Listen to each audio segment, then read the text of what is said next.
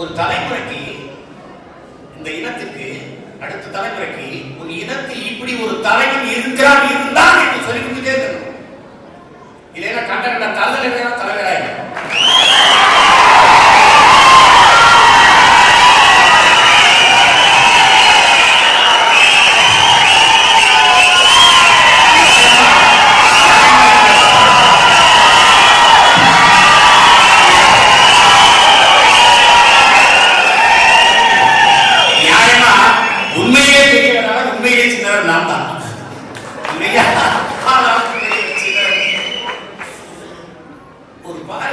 பாருங்க, தன் இனத்தின் தலைவனே தெரியாம இருக்குது வாழ்ந்துச்சுங்க. அது நம்ம வரலன்னா அது சுத்தமா முடிப்பேன், சுத்தமா முடிப்பேன். 2 படம் நடிச்சுட்டா போதும், தலைவா தமிழ்நாடு காத்திருக்குது. எப்படி காத்திருக்குது? என்ன கொடுமை! உடனே நாடாள வந்த மகராசா படம் உங்க அடியாயம், உங்க அடியாயம். இது தமிழ்நாடா தரிசு காடாது?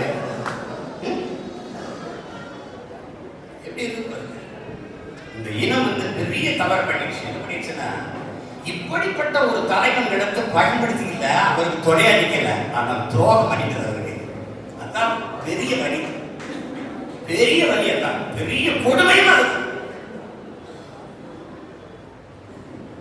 அந்த மான தமிழன் சொல்லும்ல, வீர தமிழன் சொல்லும்ல, தன்மானமுள்ள தமிழன் சொல்லலாம், அவனெல்லாம் அவரோட போராடி சேர்ந்தான்.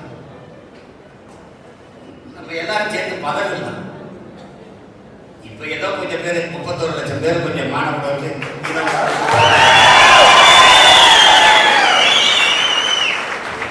அதை இன்னும் கூட்டணும். அதுக்கு நம்ம இன உணர்வை, மாணவ உணர்வை நிறைய கூட்டணும்.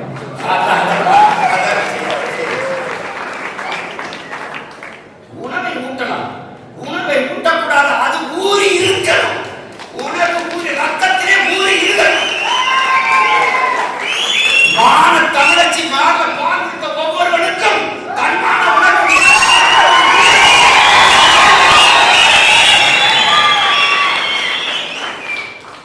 ஒரு குட்டிப்பா கட்டிப்பா சொல்லலாம் பேச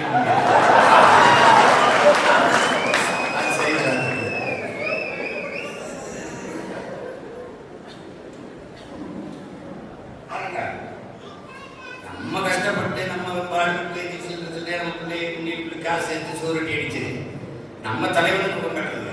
உண்மையிலே அங்கதான் கொண்டாடிக்கணும். தமிழ் தமிழன் என்று பேசினால் இவன் இல்லாத எவன்டா தமிழன்? எவன் தலைவன்? இப்போதான் எவனதான் சொல்றது இல்லையா? தெரியும், உலக தமிழ் பேரிடத்திற்கு ஒரே தலைவன் தான், அது பிரபாகரன் தான். கொஞ்ச நாள் தான் தம்பி கலைஞர் மாதிரி, கொஞ்ச நாள் வந்தவங்க தலைக்கு பெரிய படமா மாதிரி வச்சிருக்கேன்.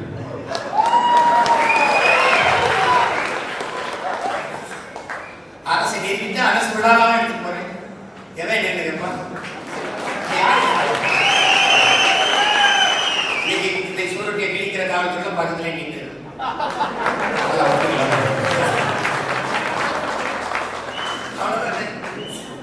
அப்படி நாற்காலி எல்லாம் வெளிநாட்டுல இருந்து போய் யாரும் வந்து பார்க்க வந்தாலும் நானே கண்ணு நினைக்கிறது அந்த படத்தை வச்சுக்கிறேன் முன்னாடி. அவனுக்கு தெரியும்ல, பார்த்து பேசணும்.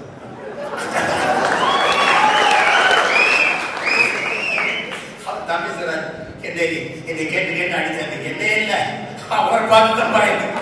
என்னே அமெரிக்கா கனடாவில் உள்ள நம்ம போனது காரணம் நான் துணி வச்சு கட்டி எடுத்து போனேன். நான் ஆயுதமா வந்துள்ளேன்.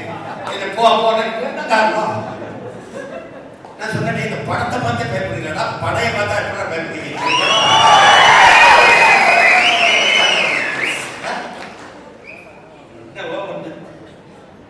அமெரிக்காவில் நீ இன் ஃபியூச்சர் ஸ்ரீலங்கோட ஃபைட் பண்ணுவியா? நீ என்னை கை செஞ்சு இப்போ திருப்பி அனுப்புறதுக்கும் நான் ஸ்ரீலங்காவோட சட்டை ஓட்டா உடனே தான் படிக்குது, உடனே பாருங்க எப்படி வேலை நடக்குது இல்லை. பேரன்புக்காரர், பெரும் கோபக்காரர். சொல்றாருல, உங்களுக்கு கோபம் வருமா? என் இனத்தை தொட்டு பாருங்க.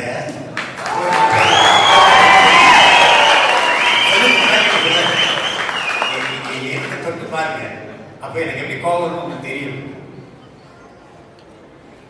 ரொம்ப சன்ன குரல்ல தான் பேசுவாங்க, தீர்க்கமா பேசுவாங்க, பலவெல்லாம் பேச மாட்டாங்க, நம்மளை நல்லா பேச விடுவாங்க, அப்படி கேட்டுட்டே இருப்பாங்க.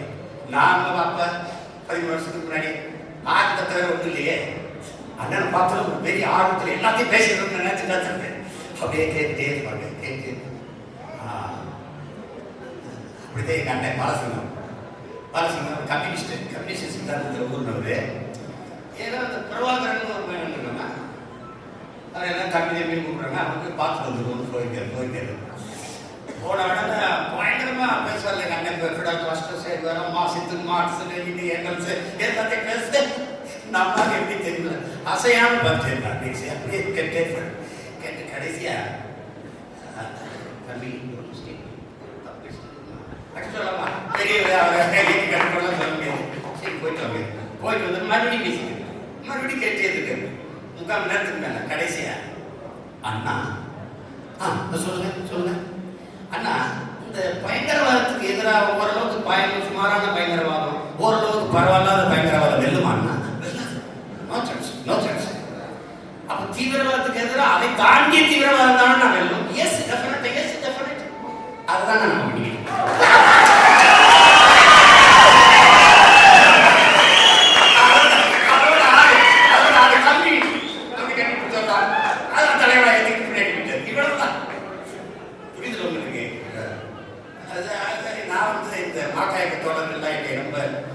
நட்பு இருக்கும்போது உங்க அண்ணன் ஈராக் மக்களுக்கு துரோகம் பண்ணிட்டாரு, சண்டை போடல. ஈராக் மக்கள் நாடா போட்டு சண்டை போட அமெரிக்காவை எதிர்க்கிற அவங்க அண்ணன்.